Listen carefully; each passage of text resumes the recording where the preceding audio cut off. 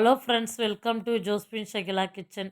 நம்ம கிச்சனில் இன்றைக்கி விறகு அடுப்பில் 3 கிலோ சிக்கன் பிரியாணி எப்படி செய்யலான்னு பார்க்கலாம் வாங்க ஃப்ரெண்ட்ஸ். எந்த அளவில் நம்ம பாத்திரம் எடுக்கணுமோ, அரிசி அளக்கிறோமோ அதே பாத்திரத்தில் வந்து தண்ணி அளந்துக்கணும் போல் ஃப்ரெண்ட்ஸ். 3/4 அளவுக்கு வந்து அரிசி அளந்துக்கிறோம். அதில் வந்து ஒரு 5 டம்ளர் தண்ணி ஊற்றினா போதும் ஃப்ரெண்ட்ஸ். அதில் நான் கரெக்டாக அளந்து வச்சுங்க ஃப்ரெண்ட்ஸ். 5 டம்ளர் தண்ணி ஊற்றினா போதும் ஃப்ரெண்ட்ஸ். அது பிறகு 3/4 கரெக்டாக 3/4க்கு எடுத்துக்கிறேன். அதோட கறியில் வந்து தோல், இந்த கொழுப்பு இது எல்லாமே நாங்கள் க்ளீன் பண்ணிக்கிறோம். 3 கிலோ சிக்கன் வந்து எங்கள் அம்மா க்ளீன் பண்ணுறாங்க ஃப்ரெண்ட்ஸ். சுத்தமாக அதில் இருக்கிற தோல், அந்த கொழுப்புங்க மொத்தமே நாங்கள் எடுத்துருவோம் ஃப்ரெண்ட்ஸ். எங்களுக்கு பிடிக்காது. நீங்களும் அதேமாரி செய்து க்ளீனாக இது பண்ண அதோட அலசணும் ஃப்ரெண்ட்ஸ். நல்லா நான் எப்போவுமே கறியை வந்து ஒரு 5, 6, 7 வாட்டி அலசுனா தான் ஃப்ரெண்ட்ஸ் நல்லது. நாங்கள் அப்படி தான் அலசுவோம். நீங்களும் அலசி பாருங்க. ரொம்ப பிரியாணியும் ரொம்ப டேஸ்ட்டு கொடுக்கும் ஃப்ரெண்ட்ஸ். நல்லா தண்ணி ஊற்றி அலசுங்க ஃப்ரெண்ட்ஸ். அப்போலாம் அந்த கவுச்சி ஸ்மெல்லாம் போகும். பிரியாணி ரொம்ப ருசியாக இருக்கும். கொஞ்சம் மஞ்சத்தூள், கொஞ்சம் கல் உப்பு போடுங்க ஃப்ரெண்ட்ஸ். போட்டு நல்லா உறைஞ்சி மீனை எப்படி க்ளீன் பண்ணுவீங்களோ அதேமாரி தான் நாங்கள் கறியை க்ளீன் பண்ணோம். அதேமாரி நீங்களும் ட்ரை பண்ணி பாருங்கள் ஃப்ரெண்ட்ஸ்.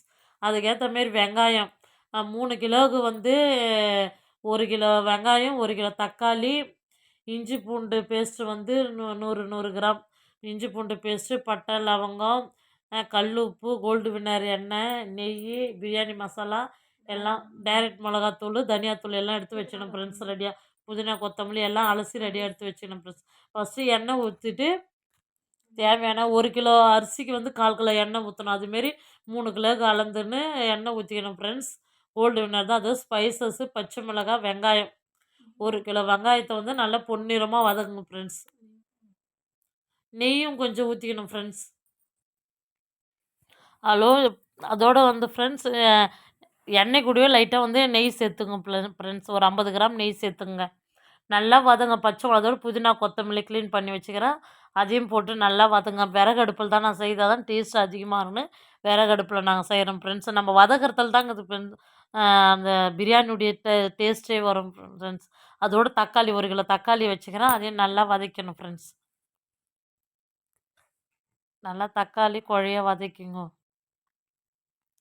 அதோடு இஞ்சி பூண்டு பேஸ்ட் வந்து 100 கிராம் போட்டு நான் 50 இஞ்சி 50 பூண்டு போட்டு நல்லா பைன் பேஸ்ட்டாக அரைச்சி வச்சுக்கிறேன். அதையும் போட்டுக்கலாம் ஜஸ்ட்.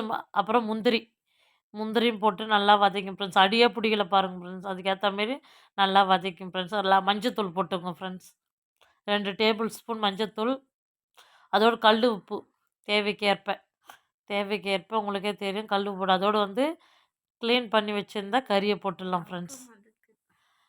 எங்கள் வீட்டுக்காரரும் எங்கள் அக்கா வீட்டுக்காரரும் தான் போடுறாங்க. கறி தேவையான அளவு போட்டுருங்க ஃப்ரெண்ட்ஸ். நல்லா வதக்கணும்.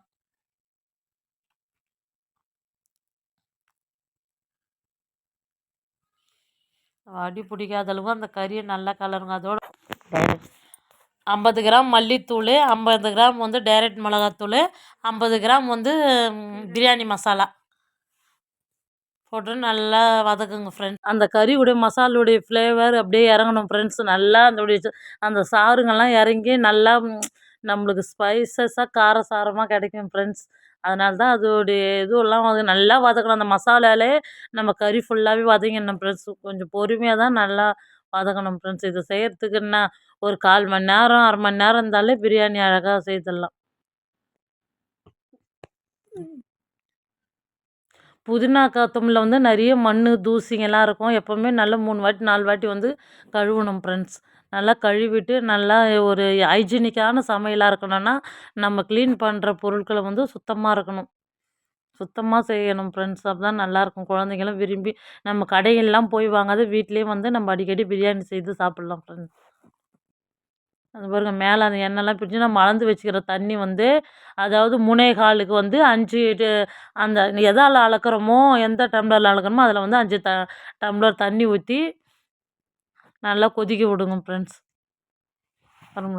தண்ணி ஊற்றிட்ட உடனே இப்போ உப்பு, காரம் எல்லாம் சரியாக இருக்குதான்னு பார்த்துங்க ஃப்ரெண்ட்ஸ். அப்படி இல்லைன்னா எல்லாம் சரி பார்த்து கொஞ்சோண்டு கொத்தமல்லி புதினாவும் அதுக்கு அடுத்தும் போட்டுக்கலாம் ஃப்ரெண்ட்ஸ். 3 டைம் புதினா, கொத்தமல்லி, வெங்காயம், தக்காளி கூடயும் போடணும், தண்ணி ஊற்றிட்டும் போடணும், இறக்குறப்பவும் போடணும் ஃப்ரெண்ட்ஸ்.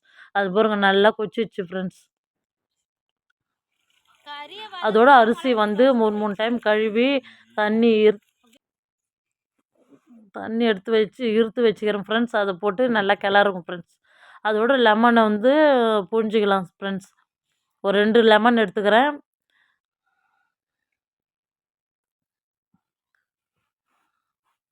2 லெமனு அதோடு வந்து கேசரி பவுடரும் 2ம் மிக்ஸ் பண்ணி வச்சுக்கோங்க ஃப்ரெண்ட்ஸ். பவுட்ரு அந்த லெமன் கூட சேர்த்துக்கன்னா சேர்த்துங்க, இல்லைன்னா வேணாம் ஃப்ரெண்ட்ஸ். அதோடு நல்லா மூடி போட்டு நல்லா கொதிக்கட்டும் ஃப்ரெண்ட்ஸ். அதோடு இப்போ டம் போடுற நேரத்தில் வந்து நல்லா கிளறி விடுங்க ஃப்ரெண்ட்ஸ். அரிசியும் தண்ணியும் ஒரே ஈக்குவலாக வந்த உடனே நம்ம டம் போடணும் ஃப்ரெண்ட்ஸ். பாருங்கள், இப்போ நாங்கள் செக் பண்ணி நிற்கிறோம் ஃப்ரெண்ட்ஸ். ஒரே ஈக்குவலாக இன்னும் வரல, இன்னும் கொஞ்சம் கொதிச்சு 2மே ஒரே கலக்கிறப்ப தான் டம் போடணும் ஃப்ரெண்ட்ஸ். லைட்டாக அணைஞ்ச மாரி இருந்துச்சு, என் பையன் வந்து ஊதி விட்டுன்னுக்குறான் ஃப்ரெண்ட்ஸ். அதுவும் எடுத்து பாருங்கள், ஒரே ஈக்குவல் ஆயிடுச்சு பாருங்கள் ஃப்ரெண்ட்ஸ். ஒரே ஈக்குவல் ஆயிடுச்சு கலரி பார்க்குறப்போ. நல்லா கலரி உங்களுக்கே தெரியும் பதம் எப்படின்னு சொல்லிட்டு. அதோடு வந்து நெய், அதோடு வந்து கேசரி பவுடர், எலுமிச்சம்பழம் கலரி வச்சுக்கிறோம்ல அது போட்டு, புதினா கொத்தமல்லி போட்டு நம்ம டம் போட்டுக்கலாம் ஃப்ரெண்ட்ஸ். இல்லை 3 டைம் புதினா கொத்தமல்லி போட்டால் நல்லா ஃப்ளேவர் இறங்கி நல்லாயிருக்கும் ஃப்ரெண்ட்ஸ். அதோட டம் போட்டுக்கலாம் ஃப்ரெண்ட்ஸ். நெருப்பு கீழே வந்து எந்த நெருப்பும் இல்லாத அளவு மேலே அந்த தட்டுக்கு மேலே ஒரு 15 நிமிஷம் வந்து டம் போட்டு அப்புறம் வெயிட் பண்ணி இறக்கலாம் ஃப்ரெண்ட்ஸ்.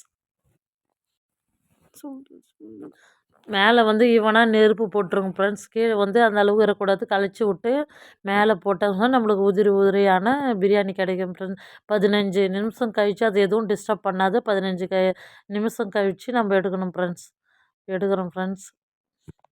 பாருங்கள் ஃப்ரெண்ட்ஸ், நம்மளுக்கு நல்லா உதிரி உதிரியான